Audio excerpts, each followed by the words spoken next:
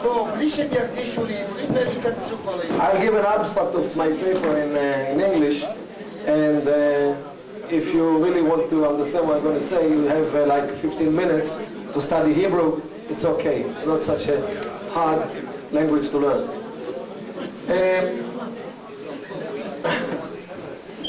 Guys, it's a serious...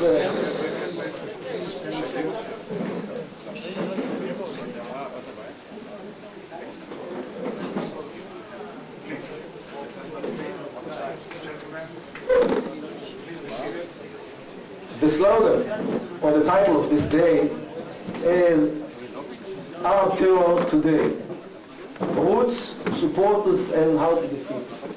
It's a very large topic, and matter of fact, tonight in Herzliya, a 3-day conference will convene in order to deal, especially with this topic. I think it's for the 9th year already, to deal with this in Herzliya, the Interdisciplinary Center. And I also was invited to speak there, but unfortunately I can't because I leave tonight to Europe. However, this question of the Arab terror today, the question is what it's today. Today is this 7th of September 2010, or September 2010, or 2010, or 2000, or when this today start. Because when you start everything in Islam, you have to go backwards, to go to the Quran, to go to the Hadith, to go to the Arab history. Right. To go to Arab history, and you see that this today has never finished. Because Arab terror today is whenever Arab history knows what was in the Arab Peninsula, where the Arabs started their life as peoples, as tribes, and as maybe and later as a nation. Terror was the name of the game in the Arab Peninsula before they came out to the world to spread their culture to wherever they went, from Indonesia to the east, all the way to Spain in the west. And you know what? When you see them today, wherever they go, from Spitzbergen in the north, all the way to Cape Town in the south, from Tokyo in the east, all the way to Los Angeles in the west, you see the same pattern of violence and a violent way how to deal with struggles, with disputes, and this is the essence of the culture of the Middle East, unfortunately. Of the Islam, not the Middle East. There are some people in the Middle East who are not Muslims, yet share the same culture. You're right, but the culture is much wider than the religion itself. You see the same thing. How, you know what? Let's put name a spade. When you look at the history of the Druze, and the history started in the 10th century, already like 1,000 years, they are no less violent than others. What do you think? The fact that now that they are our allies here in Israel, and I praise them, because the percentage of those who volunteer to combat units within the Druze community is higher than Jews. And we as Jews have to question ourselves. How did it come to be that the Druze are more volunteering to combat infantry units than Jews? And this is something which we have to come in account with ourselves.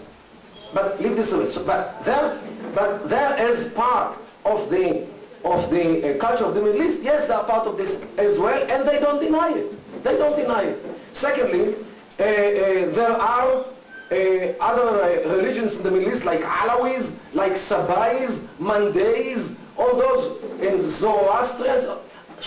They share the same culture because the same wind brought the same culture to all those parts. And you can see it very easily in Iraq today. And the Turks, who were not always Muslims, well, they were infidels until they embraced Islam, they were even more violent than the others. And the culture of the Khazuk, and I don't want to tell you what this is, because it's really, shocking to hear what this culture of Khazuk is, was invented by the Turks before they were Muslims. So blame Islam for everything. Yes, Islam gave it a framework. Yet, it brought all kinds of behaviors, including violence, into the framework of Islam. This, the truth should be said. However, what you say, din Muhammad be safe, means that the religion of Muhammad should be imposed by the sword, is right. I myself met lately with a Turkish young lady who happened to be a Muslim, but she presented herself as a sword Muslim. A sword Muslim.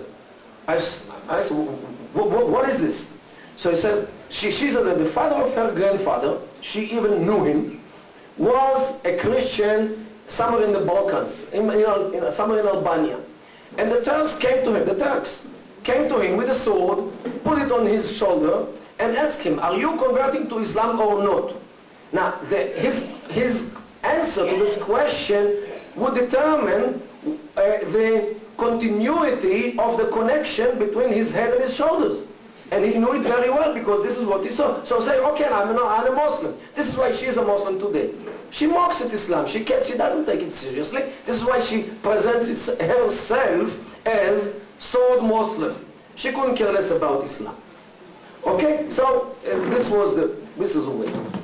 Arabs before Islam came to the world were, according to their own narrative, to their history, Ayyam al-Arab, the days of the Arabs, how they described the Arab tribes before Islam came to the world as the most violent groups which I could imagine. To extent that whenever they had a year of drought, no water, no resources, no way how to feed everybody, they would take their daughters, Wa'd al-Banat, it's called in Arabic, burying alive their daughters. They would take the daughters, like let's say 2-week, 3-week daughter, they would just put her in the desert, in a little hole, in a little pit, and forget about her. And the sun did what it does, and the wolves and the vultures are over there, and this is how they treated their daughters. Of course, Quran came out with a whole chapter against it,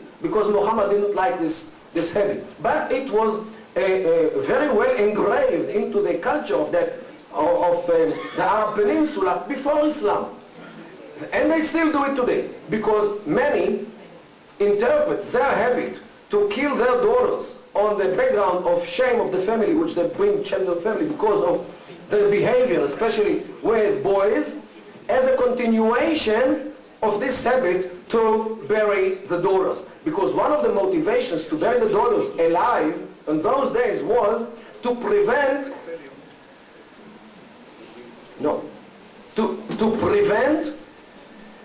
those daughters from being held as prisoners in other tribes who will use them as sex dolls. And in order to prevent this shame, they would kill them before they fell in captivity in other tribes' hands, in order to prevent the shame on the family. Means that in order to prevent the shame on the family, they still kill their daughters.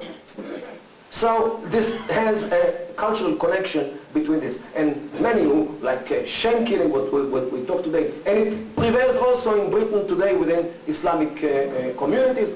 And this is the source of this thing, which could be interpreted as kind of violence. What is this if not sheer violence? However, אנחנו נפרדים מהמשלחת הבריטית. Thank you very much. We'll see you later at the tournament. תודה רבה.